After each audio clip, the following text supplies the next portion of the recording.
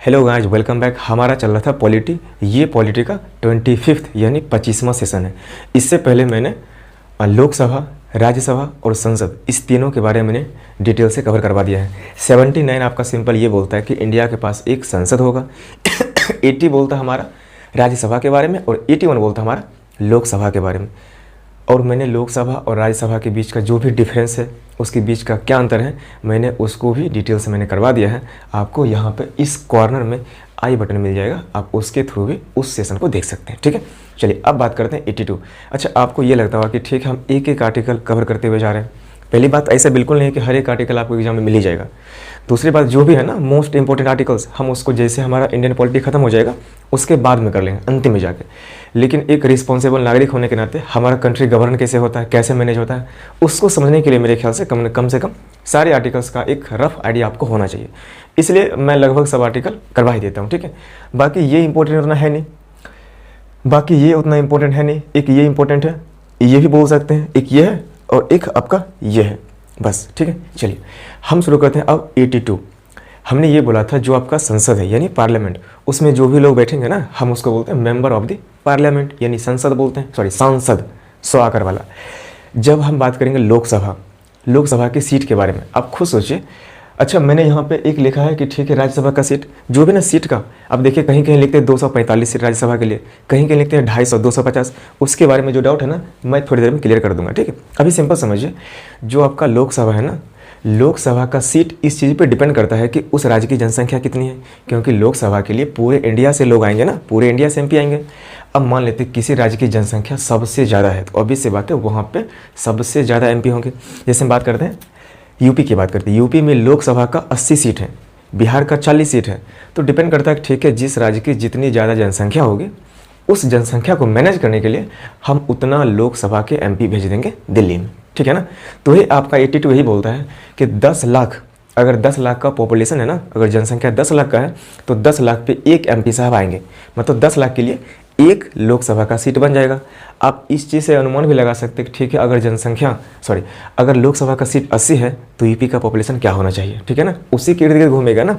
तो चलिए, वही बोलता है कि 10 लाख को रिप्रेजेंट करने के लिए एक एमपी साहब इलेक्ट होकर अपने लोकसभा सीट से आएंगे और वो दिल्ली में जाएंगे।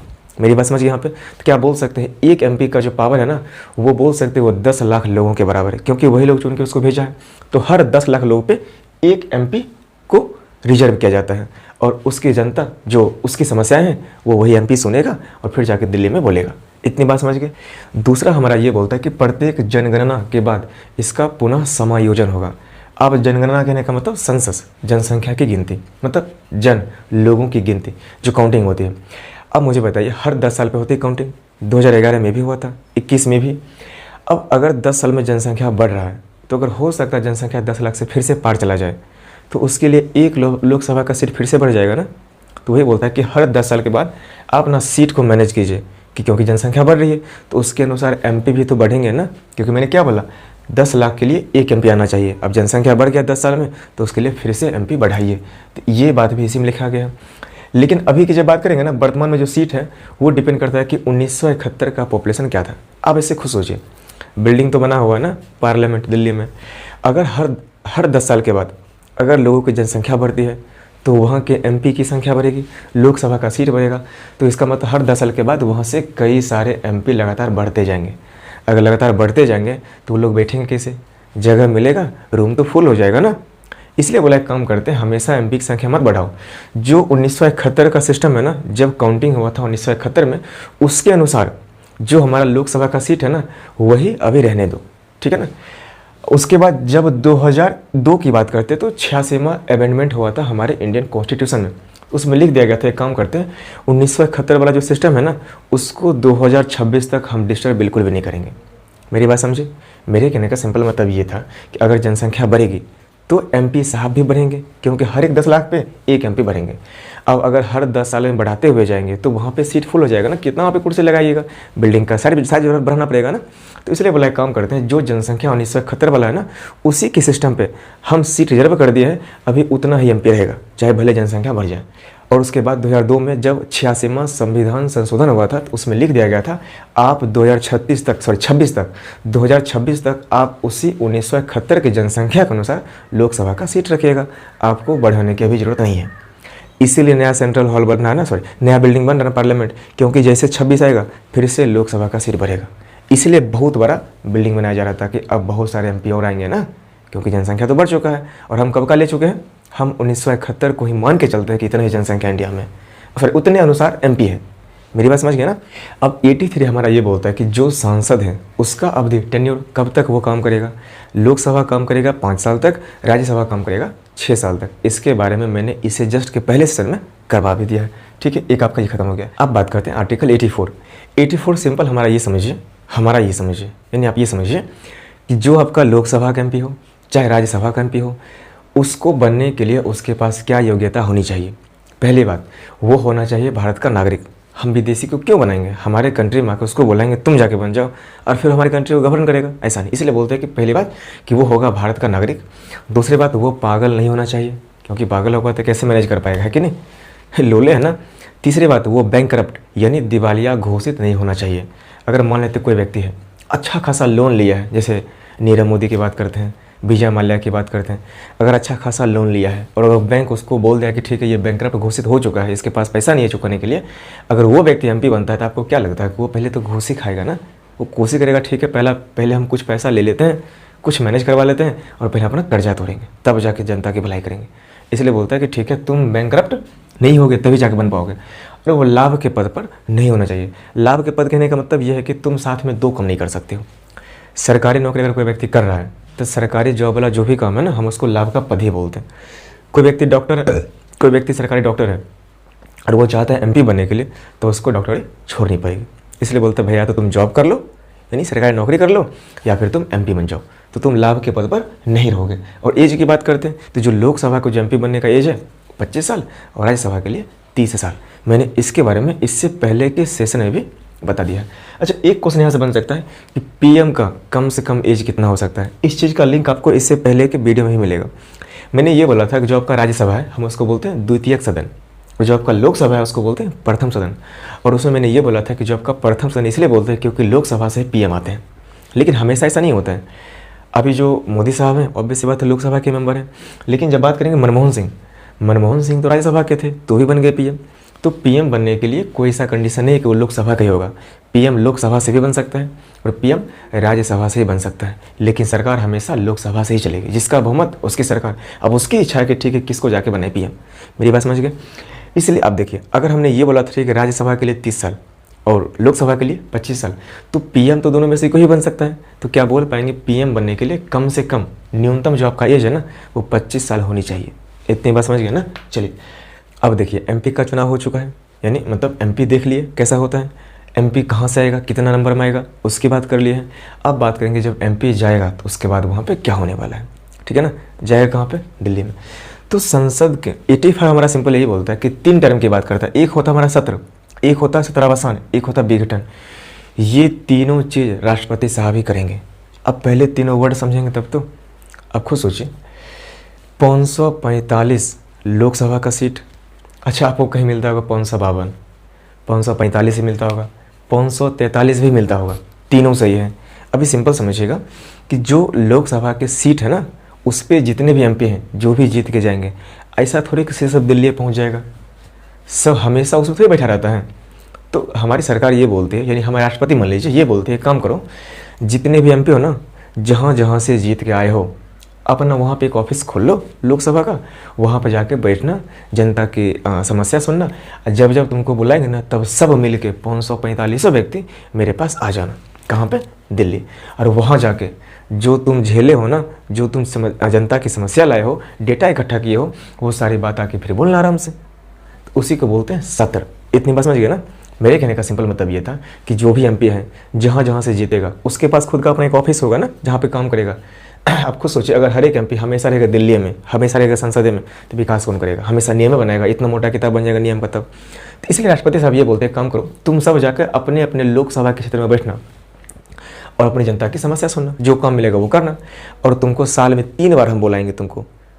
और उसके बाद जितने भी लोग हैं ना चाहे 545 बोल दीजिए, चाहे 543 बोल दीजिए, हर एक MP मेरे पास आओगी दिल्ली में, तब जाके वहाँ पर डिस्कस करोगे। तो एक बार बुलाया ना, उसी बुलाने को बोलते हैं सत्र, सेशन चल रहा है, मीटिंग चल रहा है। तो साल में बुलाया जाता है 3 बार। तो बुलाने का काम कौन करेगा? राष्ट्रपति साहब ही करेंगे। वही मैंने यहाँ पे लिखा है कि ठीक है, सत्र का मतलब बैठक, मीटिंग, बुलाएगा कौन? राष्ट्रपति। 3 होता है सेशन हमारे एक साल में। एक को बोलते हैं बजट सेशन, एक को बोलते हैं मानसून सेशन, एक को बोलते हैं शीतकालीन सेशन।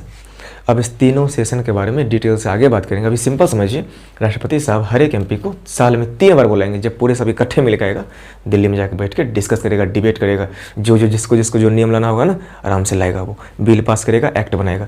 इतनी बात समझ गए ना। तो सत्र के लिए हमारा हो गया। उसके बाद देखिएगा आहूत। आहूत का मतलब होता है बुलाना। हर एक MP अपने अपने एरिया में बैठा हुआ है, कौन जाएगा बुलाने के लिए? तो राष्ट्रपति साहब क्या करते हैं, सबको चिट्ठी भेजते हैं कि भैया आ जाओ, टाइम हो गया है, बहुत दिन से आए नहीं हुए आप दिल्ली में, एक काम करो सब MP आ जाओ, अब बजट सेशन आने वाला है। मान लीजिए बजट कहने का मतलब जैसे साल में होता है डिस्कशन कि ठीक है इस साल हम भारत जो देश है ना, उसमें कितना पैसा खर्च करने वाला है, बस, चाहे स्कूल का हो, हॉस्पिटल का हो, चाहे जो भी हो, तो उसी को बोलते हैं बजट सेशन। तो राष्ट्रपति साहब सबको बुलाएंगे ना, सबको मैसेज करेंगे, सबको चिट्ठी भेजते हैं सब MP को कि भैया आ जाओ, टाइम तुम्हारा हो गया। तो उसी को बोलते हैं आहूत करना। आहूत का मतलब बुलाना। सभी MP को चिट्ठी लिखकर प्रेसिडेंट बुलाएंगे और वो बुलाकर चले जाएंगे। ऐसा नहीं कि इंतजार करेंगे ठीक है आओ, उतना टाइम थोड़ी उनके पास है। चिट्ठी लिख दी, सबको मैसेज कर दिए, वो चले गए। अच्छा, ऐसा नहीं कि ठीक है MP साहब है तो सिर्फ सबको एक बना लेंगे व्हाट्सएप ग्रुप, 2 व्हाट्सएप ग्रुप बन जाएगा आराम से, सबको एक और मैसेज कर देगा फॉरवर्ड, सब लोग आ जाएगा। ऐसा नहीं होता ना, देश के प्रेसिडेंट है वो, तो एक होता है ना फॉर्मेलिटी, तो बोलता है ठीक है सबको चिट्ठी भेज देंगे और वो आराम से सब MP आ जाएगा, ठीक है ना। इसके बाद देखिएगा एक होता है सत्रावसान। अब जैसे सेशन हो जाएगा, जब सब लोग वहाँ पहुँच जाएगा तो मीटिंग कर लेगा, सेशन खत्म। तीनों में से कोई भी सेशन हो सकता है।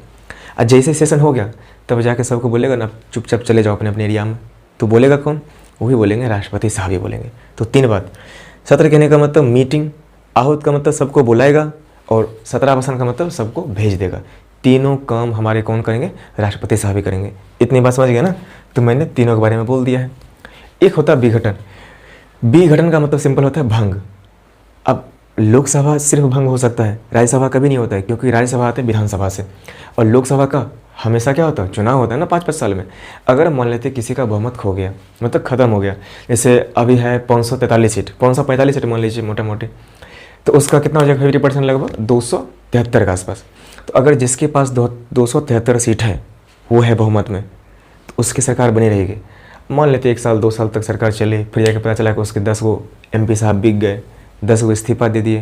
तो अब जो विपक्षी बोलेगा ना भैया अपना कम से कम विश्वास प्रस्ताव पास करवा लो, क्या जो तुम्हारे पास MP थे वो तुम्हारे पास हैं या नहीं है, क्या तुम सरकार चलाने के लायक हो।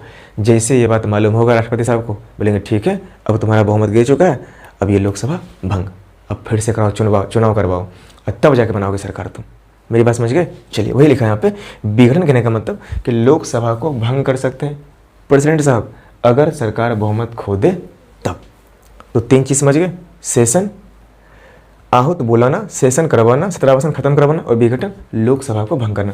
राज्यसभा का ये भंग नहीं होता है, ठीक है ना। चलिए अच्छा, एक बात मैंने यहाँ पे बोल दी, छोड़ दिया है, स्थगित, टेम्पररी समझिए, टेम्पररी बेसिस पे पोस्टपोन कर देना। जब राष्ट्रपति साहब सब MP को बुलाएंगे, कहाँ जाकर बैठेगा? पार्लियामेंट में। राज्यसभा का अलग व्यवस्था, लोकसभा का अलग व्यवस्था। जब सब वहाँ पे जाकर बैठेगा, पता है ना, स्कूल जैसा वहाँ माहौल बन जाता है, हल्ला गुल्ला खो। तो ऐसा थोड़ी राष्ट्रपति साहब वहाँ बैठे रहेंगे, देखेंगे कौन क्या कर रहा है, कौन लड़ रहा है, कौन झगड़ रहा है, तो वो आराम से बोल के चले जाएंगे। तो राष्ट्रपति साहब पता है क्या करेंगे? बोलेंगे देखो तुम लोग लड़ो झगड़ो मत, एक काम करते हैं लोकसभा के लिए ना, उसी में से एक व्यक्ति को बनाते हैं मॉनिटर, और वो सबको देखते रहेगा, कोई लड़े झगड़े नहीं। और वैसे राज्यसभा में भी हल्ला हो सकता है ना, तो उसमें भी एक व्यक्ति वहाँ जाकर बैठता है, उसको मान लीजिए मॉनिटर। तो जो लोकसभा का है ना मॉनिटर, जो पूरे लोकसभा का जो MP है उसका देखरेख करता है कि कोई हल्ला गुल्ला मत करो, बारी बारी सब बोलो, उस मॉनिटर को बोलते हैं लोकसभा का अध्यक्ष, स्पीकर बोलते हैं। और जो राज्यसभा हमारा होता है, उसका जो मॉनिटर है, जो राज्यसभा के MP को देखता है कि ठीक हल्ला गुल्ला मत करो, चुपचाप डिबेट करो, उसको बोलते हैं सभापति। वही बाद में जाकर बनता है उपराष्ट्रपति यानी वाइस प्रेसिडेंट। इतनी बात समझ गए ना। तो सिंपल समझिए, राष्ट्रपति साहब आहूत करेंगे, सबको बुलाएंगे, और एक एक व्यक्ति को दोनों सदन में, राज्यसभा में भी लोकसभा में भी, एक एक मॉनिटर को बैठा देंगे और बोलेगा तुम कंट्रोल करना, और हम यहाँ से जा रहे हैं। वो चले गए अपने ऑफिस में यानी राष्ट्रपति भवन में। अब खुद सोचिए, हो सकता है एक ही व्यक्ति तो मॉनिटर भैया है ना, स्कूल में अगर मान लेते कोई 1 मिनटर है तो कभी कभी वो मार भी खा जाता है। अगर मान लेते फिर भी हल्ला गुल्ला कर रहा है तो अध्यक्ष को चाहे सभापति को गुस्सा भी तो आ सकता है ना, तो बोलेगा चलो 1 दिन के लिए बंद, अब कोई मीटिंग नहीं होगा, 2 घंटे के लिए बंद। तो टेम्परेरी बेसिस पे गुस्सा से या कोई और ही वजह हो सकता है ना, तो गुस्सा से चाहे टेम्परेरी बेसिस पे किसी और वजह से अगर हम उसको मीटिंग को रोक देते हैं ना, तो हम उसे बोलते हैं स्थगित करना। तो रोकना टेम्परेरी रोक सकते हैं। कौन रोकवाता है? रोकवाता है हमारे राष्ट्रपति साहब। किसको बोल के? लोकसभा के अध्यक्ष को बोल के और राज्यसभा के सभापति को बोल के। यही दोनों व्यक्ति मीटिंग को बीच में रोक देगा, यानी सदन का काम बंद करवा देगा थोड़ी देर के लिए। बोलेगा चुपचाप जाओ यहाँ से 2 घंटा के लिए, मेरा माथा मत खाओ। तो कुछ लोग जाते हैं बाहर घूमने के लिए, कुछ जाते हैं सेंट्रल हॉल में, कुछ वहीं जाकर बैठ जाता है, सो जाता है, ठीक है ना। लेकिन टेम्परेरी बेसिस पे ये दोनों लोकसभा का मीटिंग यानी वही डिबेट और राज्यसभा का डिबेट बंद करवा सकता है। 5वां बात समझ गए? मुझे उम्मीद आप समझ गए होंगे।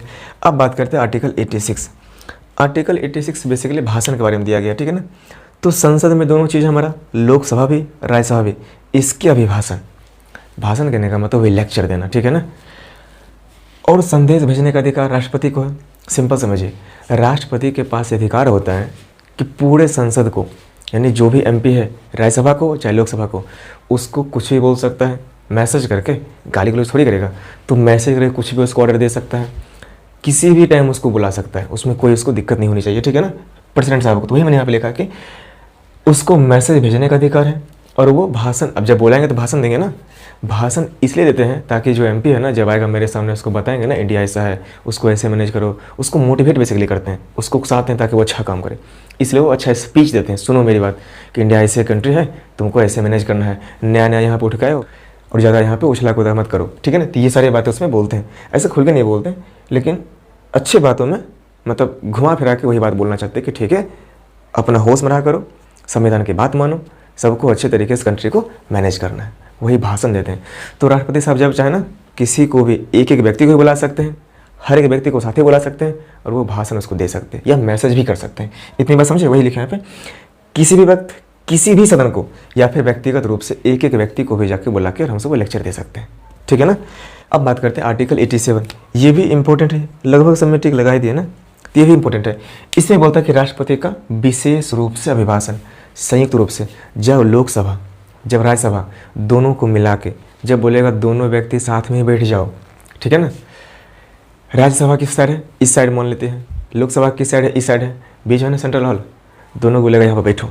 जब सब एमपी साथ में बैठेगा वहाँ पे जाके पीएम साहब प्रेसिडेंट साहब भाषण देंगे ना, उसी को बोलते हैं संयुक्त रूप से विशेष अभिभाषण, ठीक है ना। नहीं तो वो इस रूम में है, एक ये इस रूम में है, तो कैसे सुनेगा दोनों बात। इसलिए बोलते हैं काम को दोनों बीच में आ जाओ, पिछला रूम में, और सबको एक ही बार देते हैं लेक्चर, ठीक है ना। वही मैंने यहाँ पे लिखा है कि ठीक है, जब देते हैं वो संयुक्त रूप से लोकसभा और राज्यसभा दोनों को भाषण, उसी को बोलते हैं विशेष अभिभाषण, ठीक है ना। ये कब कब होता है? 2 कंडीशन है। एक, प्रत्येक वर्ष की प्रथम सत्र की बैठक में जब आएगा बजट सेशन पहली बार, तो भी अगर चाहेंगे ना, तो जब वो राष्ट्रपति साहब आएंगे फिर जाके सबको समझाएंगे कि आगे बहुत दिन के बाद आए हो, कैसे हो, हालचाल पूछेंगे, फिर वो लेक्चर वहाँ भी देंगे, ठीक है ना। और नवनिर्वाचित और जो एमपी हाल ही फिलहाल में लोकसभा का चुनाव हुआ जीत गया है, तो उसको जाके समझाएंगे ना, उसको मोटिवेट करेंगे ना कि तुम आ गए जीत के, पहले वो बधाई देंगे, फिर बोलेंगे देखो ये सब नियम कायदा है, इसको मानोगे भी और कंट्री को ठीक से रिस्पेक्ट के साथ तुम मैनेज करोगे, ठीक है ना। चलिए इतनी बात समझ गए। और वो जो भाषण है ना, राष्ट्रपति साहब जो भाषण देते हैं पेज पर लिख के, वो भाषण लिखता कौन है? वो लिखता हमारा ग्रुप ऑफ मिनिस्टर यानी मंत्रिमंडल। अब ये ग्रुप ऑफ मिनिस्टर क्या है, कैबिनेट मिनिस्टर क्या है, स्टेट मिनिस्टर क्या है, डिप्टी मिनिस्टर क्या है, इसके बारे में मैंने डिटेल से बहुत पहले बात कर ली, आप उसको देख सकते हैं पिछले सेशन में, ठीक है ना। तो मैंने लिखा कि राष्ट्रपति का भाषण केंद्रीय मंत्रिमंडल तैयार करते हैं, मंत्रिमंडल यानी ग्रुप ऑफ मिनिस्टर। अब बात करते हैं आर्टिकल 88 हमारा सिंपल ये बोलता है कि जो भी मिनिस्टर है ना, जो भी मंत्री हैं, अच्छा मंत्री सिंपल समझिए, जो भी हमारी सरकार बनती है, जितनी जो भी सरकार है हमारी, उसके पास बहुमत है, तो वो किसी न किसी व्यक्ति को विभाग देगा ना कि ठीक है तुम ये विभाग संभालो, तुम ये संभालना, तुम ये संभालना, तुम ये संभालना, उसी को बोलते हैं मंत्री। जैसे है ना कैबिनेट मिनिस्टर, वही मंत्री हैं। तो वही बोलता है कि चाहे राज्यसभा का हो चाहे लोकसभा का हो, अगर उसको कोई न कोई मिनिस्ट्री मिला है, कोई भी मंत्री अगर वो बन गया है, तो मंत्री हमेशा बैठेगा लोकसभा में, आगे जाके बैठेगा। लेकिन जब वोट देने की बारी आएगी ना कि ठीक है इसमें हम वोट देंगे, तो वो जिस सदन का रहेगा ना, वो बैठेगा अपने सदन में। कल्पना कीजिए एक व्यक्ति है राज्यसभा का, एक व्यक्ति है लोकसभा का, सरकार बन गई, और एक जो व्यक्ति लोकसभा का था उसको मिल गया एक ठो मान लीजिए रोड परिवहन मंत्री, और जो राज्यसभा का था उसको भी मिल गया एक ठो मान लेते हैं मानव विकास मंत्री। तो दोनों मंत्री बैठेगा कहाँ पे? लोकसभा में बैठ गया, आगे जाके आराम से वो डिस्कस कर रहा है, डिबेट कर रहा है। लेकिन जो वोटिंग करेगा ना, तो जो व्यक्ति था ना राज्यसभा वाला, वो व्यक्ति अपने सदन में जाके सिर्फ वह वोटिंग कर सकता है, वो लोकसभा में वोटिंग नहीं कर सकता। तो सिंपल मेरे कहने का मतलब, जो ही मंत्री है बैठेगा लोकसभा में, लेकिन जब वोट देने की बारी आएगी तो वो जिस सदन का रहेगा ना, उसी अपने सदन में जाके बैठेगा, ठीक है ना। लेकिन जो अटॉर्नी जनरल है, जो महान्यायवादी होते हैं, वो लोकसभा में चाहे राज्यसभा में दोनों सदन में जाके बैठ सकता है, वो उसकी मर्जी है, लेकिन वो वोट नहीं कर सकता। इस अटॉर्नी जनरल के बारे में आर्टिकल 76 मैंने डिटेल से करवा भी दिया है, ठीक है ना। चलिए आप इसका स्क्रीनशॉट ले सकते हैं।